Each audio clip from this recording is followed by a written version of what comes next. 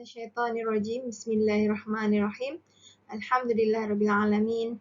Wassalatu wassalamu ala asyrafil anbiya'i wal mursalin wa ala alihi wa sahbihi ajma'in. Rabbi shrah li sadri wa yassir li amri wahlul 'uqdatam min lisani yafqahu qawli. My dearest viewers, Assalamualaikum warahmatullahi ta'ala wabarakatuh. I would like to thank to Halal Conference for giving this very opportunity to share my experience, my knowledge on the topic given ethics and sustainability in halal industry. We know that we have a lot of ethical issues that happens around the world. These issues mostly are related to organizations, and precisely is about human. We can see the issues of ethics in various perspectives, from management perspective, from religion perspective, perhaps the behavior perspective is also possible. I will bring some examples of how these issues of ethics are relevant to halal. We look at halal meat business. Halal meat business offer slaughtered meat, but it at the same time it employs illegal workers and pay low wages. How do you see this issue? On another situation, the halal food company use hazardous chemicals to preserve the lifespan of the product. Well, it is permissible, and yet in the long run it may give some certain effects to humans. And then deceptive advertisement, which may display false testimonials and exploitation of women, baby, of men to promote food supplements. And nowadays, with the trend of hijab, how the exploitation of women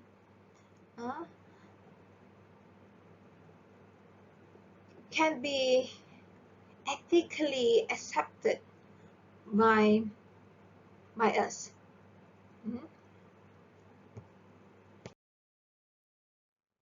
So inshallah, throughout we will get to understand the concept of ethics and sustainability in halal industry.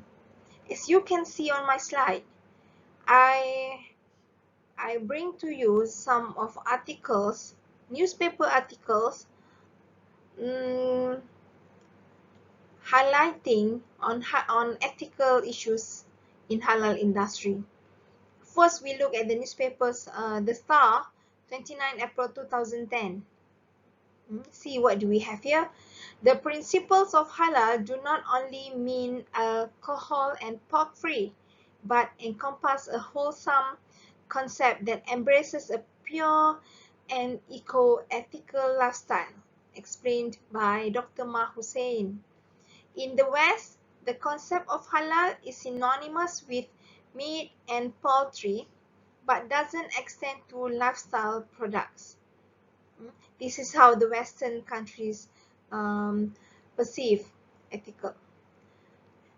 And on 11 October 2019, we have Jakim could look at coupling halal certification with good agricultural practices and ethical business rating, such as Tawhid compliance.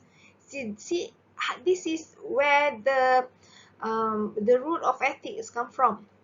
Tawhid compliance would take into consideration issues far in excess of supply chain management, management practices, employee exploitation, sustainable productions, and other that are related to business. Here we have in Malay how the concern by the consumers could possibly control the ethics by halal industries, how the consumers could raise awareness about ethical conduct by halal industries. Yeah. In Islam, ethics is defined as the code of moral principles which are prescribed by the Quran and Sunnah, Hadith, or sayings of Prophet Muhammad. Ethics is based on rational methods as well as revelation. Revelation that provides the truth, which rational methods actually lead to understanding and appreciation of truth. Therefore, ethics is based on Tawheed. This is what I mentioned in previous slides.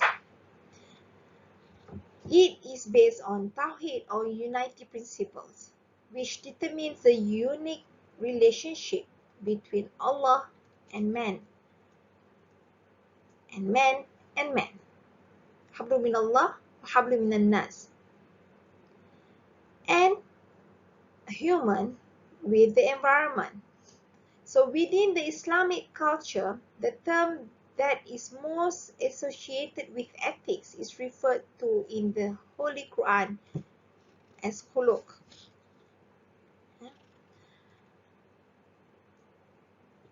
Ethics is also defined as a branch of philosophy that deals with moral behavior. Morality refers to whether something is right or something is wrong, good or bad.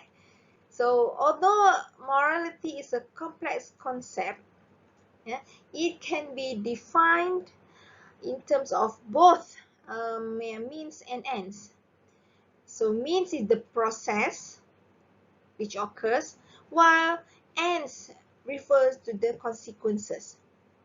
Yeah, sabab wal musabab. Okay, so there is a systematic inquiry into the belief we have.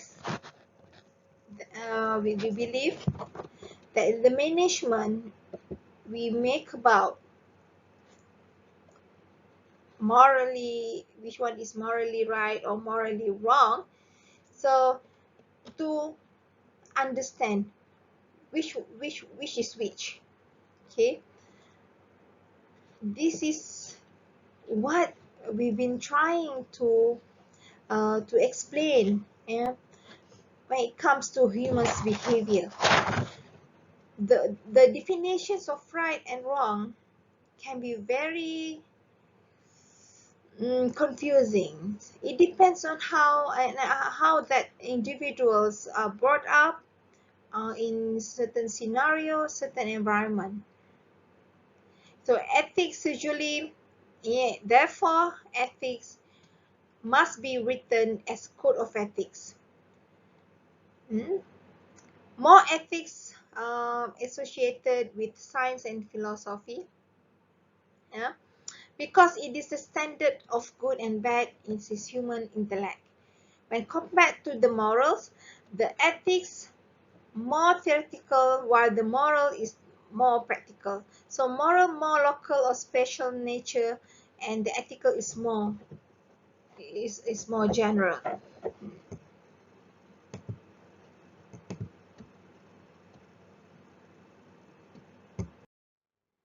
Okay, let's see what are the characteristics of ethics in halal industries that are applicable, then that are suitable for halal industries.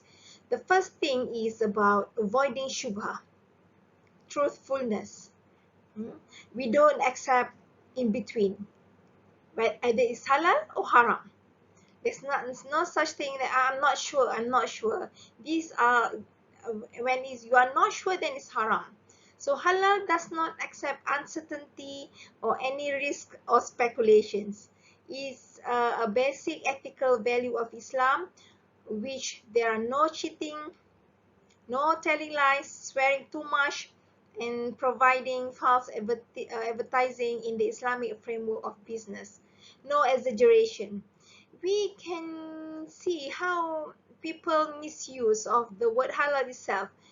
We can see some advertisement use halal noodles.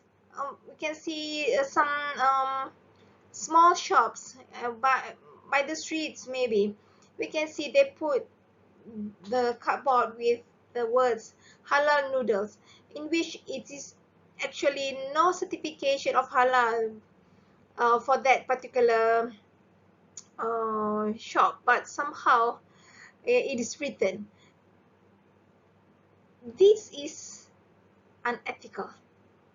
How many of us are aware whether they use this is actually ethical or not? Okay. The second characteristic is that not forbidden, meaning nothing can be allowed, can be with not with permission for anything that is haram. So halal is not compromised to alcohol, the production of pork-based products, investment in real estate for a casino, for example. So Islam makes it obligatory for Muslims to seek knowledge through R&D to develop the Islamic civilization in the past to present. Let's say we talk about logistics. We have a lorry which is used for transporting alcohol. Then you pay them to bring your products which are halal. So that transport itself are exposed to haram, exposed to haram products. This is forbidden, but it's not written clearly, especially those who run organization without halal certification. That's why we have to be very sure, and we have to be clear what do we mean by halal, or and then what do we mean by halal certification? Why do we need halal certification? So in order to make this sustainable, it creates many I would say strategies, many efforts, especially when it comes to our consumers. So the third one is trust.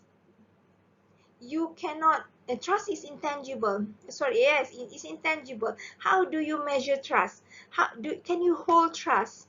You cannot hold trust. You cannot feel, you cannot feel, yes, you cannot feel it. So it is the sense of accountability, which is the sense of having to appear before Allah subhanahu wa ta'ala and to account for one's action. Meaning, if you not amanah, then you have to answer to Allah subhanahu wa ta'ala. But how about humans? This is the thing. This is how, when we behave, that only Allah knows. But how about with human? This is not acceptable.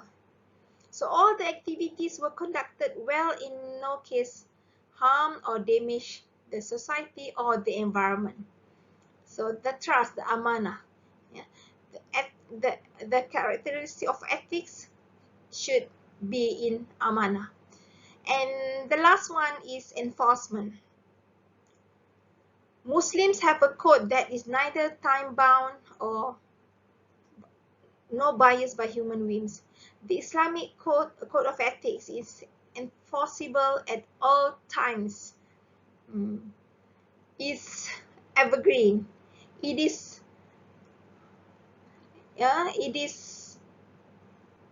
from the beginning of Adam, of human, Adam alayhi salam, until the final day. Is enforceable.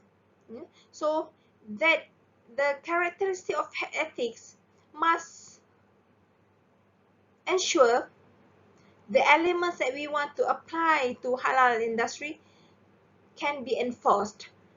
Even though it's not tangible, we cannot measure, we cannot see like square or circle.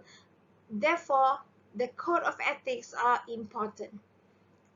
If you ask me what is my opinion, I would say that we must put those ethics as code of ethics in every organization in halal industry. Let's move to sustainability. How do we understand sustainability? If you can see the pictures of the words of sustainability in the middle, this is actually derived from one of my research examining sustainability of halal talents. Sustainability comes from the Latin word sustenere, which means to hold up or maintain. According to World Commission on Environment and Development, sustainability as a development meets the needs of the present without compromising the ability of future generations to meet their own needs. It refers to a development process to avoid the worst damage towards nature. In explaining sustainable development, it is incomplete if the related components of sustainable development, if the related components are omitted.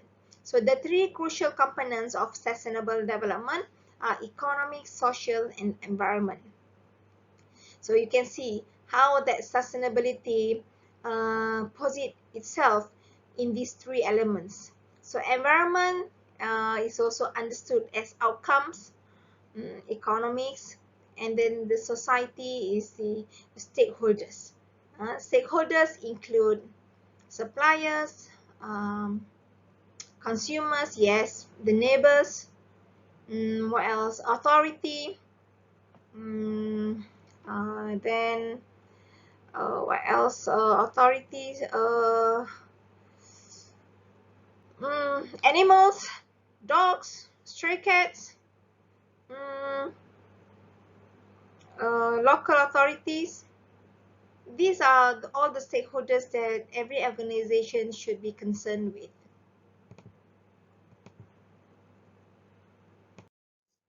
Recently, we did a research on sustainability development of halal talents. We had 9 participants among halal exec. We did a research based on TRIS analysis. It is a mathematical approach about understanding the need and interest among halal talents. So in this research, I highlight with the red circle is about training provider. Training provider. It's about training. Lack of training. So why in this lack of training? Because we need more training providers on not only topics that are relevant to the product, to the production, not only halal certification, more than that. Having this research, I personally believe that in order to sustain, we need to provide continuous training, not only for the products, but also on ethics. As ethics come from Tawheed compliance, so we need to provide certain trainings which is consistent for the workers to understand what do we mean by ethics, why do we need ethics in halal industry, how that ethics can ensure sustainability, not only the products but also the halal talents. I could highlight the importance of training because we even in IFFAH, International Fatwa and Halal Center in Universiti Sains Islam Malaysia, are concerned with the needs of training. We provide training. We have 17 trainers commissioned by JAKIM to provide training on many subject matters.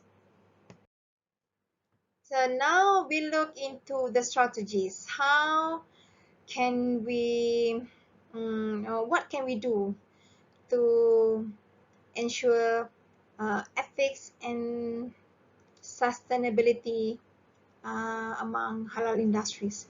So there are 4 strategies actually. This is what I can share with you for this session. The first one is training on Muslims' religiosity.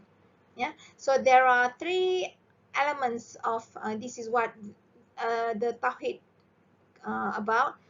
The first one is akhlaq. So what do we mean by akhlaq? So akhlaq is the manifestation of the Tawhidic worldview in one's in individuals and everyday action, which becomes a way of life that requires constant and ongoing consciousness of not only the present in this world but also for akhirah. So the Tawhidic worldview of Islam is this metaphysical that puts Allah at the center, upholds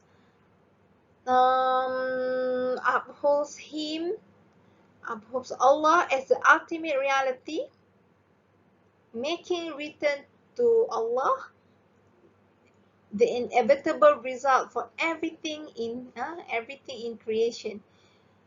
So akhlaq again is a way of life that we have to really take care of, that ensure security fi dunya wal akhirah. First, second is adab.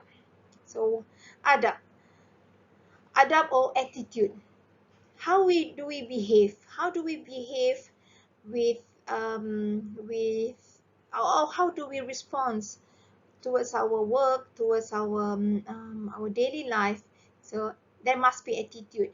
In one of research by Najwa, it says that in halal logistic, okay, a successful implementation of halal logistic concept depends on the response of general employee, which largely arises from positive perceptions and attitude, thus reflects on good work performance. As employees start to show resistance toward change, the organization will face threat towards halal product integrity. Okay, so we see how this is connected. The connected between the attitudes and integrity, the attitudes and the love towards the work, especially in halal industries. While amal is a particular ways that a person express his or her traits or adapt to diverse situation in different situation in the world, manifested aspects of a personal identity is life definition and guided by Islamic religious teaching and motivated by by Allah consciousness. So amal is actually jariyah. Amal is one not only for Allah subhanahu wa ta'ala, but also if we had the dunya. We need to see, we need, sorry, not, we need to emphasize on these 3A to ensure sustainability. So training is one of the strategies that we can implement, we can enforce. So for that tayyiban, for wholesomeness of halal.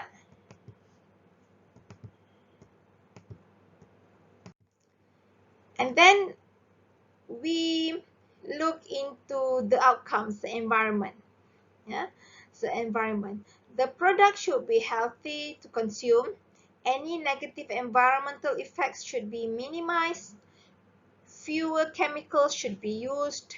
Greater concerns for both food safety and the environment should be evident.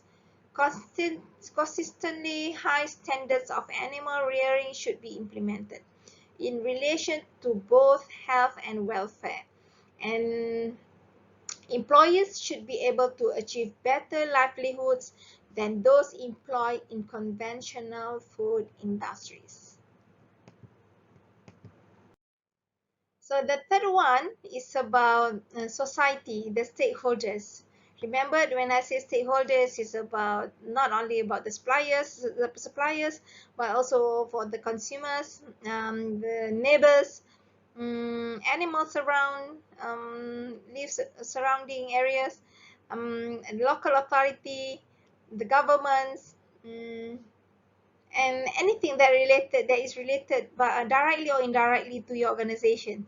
So Islam declares all human beings are brothers to each other without the distinctions of race, color, tribe, even language of an individual or group. So everyone is entitled to an ethically right behavior, irrespective of distinctions of caste, creed, race, or territory.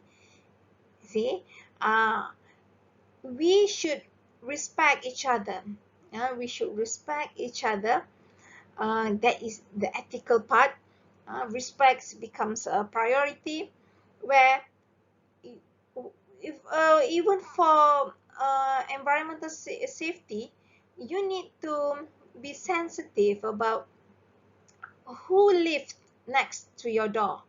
Yeah, so when you do the recycling, or you have the water piping, so where that water goes, either it will disturb our neighborhoods or not. We should be sensitive towards that. So to be sustainable,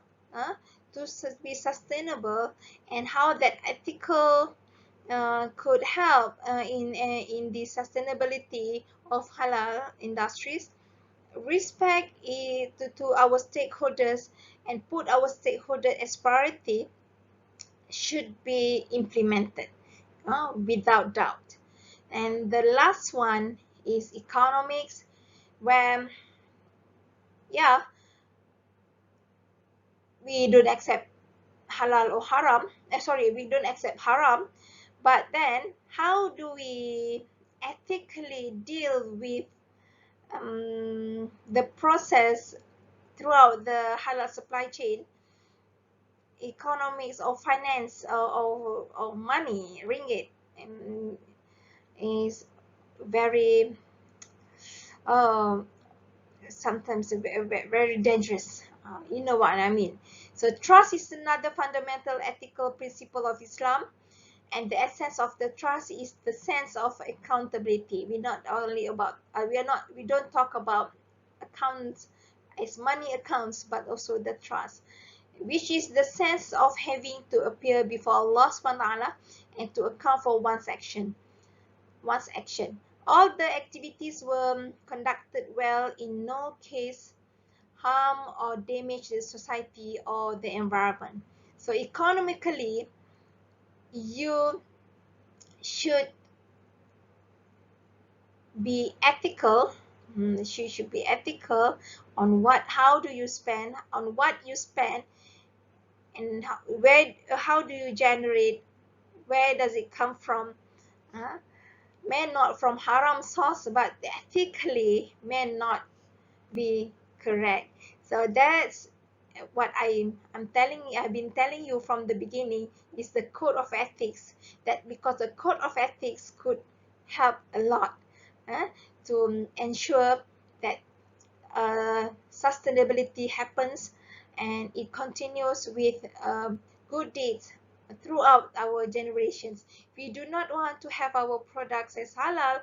It's just tangible things halal, but morally the values are gone just because we are not sensitive about what do we define as ethics or not.